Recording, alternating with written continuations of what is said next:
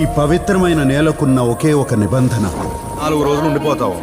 But పోయేటప్పుడు మనసుకి ఎంత కష్టంగా ఉండదు. శాంతంగా లెనిన్ బాక్స్ ఆఫీస్ కలెక్షన్స్ జోరు. అఖిల్ మూవీ ఎన్ని కోట్లు కలెక్ట్ చేస్తుందంటే, అక్కినేని నటవారసుడు అఖిల్ నటించిన లెనిన్ చిత్రం బాక్స్ ఆఫీస్ వద్ద భారీ కలెక్షన్స్తో దూసుకుపోతున్నది. ఈ చిత్రం విడుదలైన ప్రతి సెంటర్స్లోనూ రికార్డు వసూలను నమోదు చేస్తున్నది. కేవలం 3 రోజుల్లోనే బ్రేక్ ఈవెన్ సాధించి లాభాల బాటలోనికి వెళ్ళింది.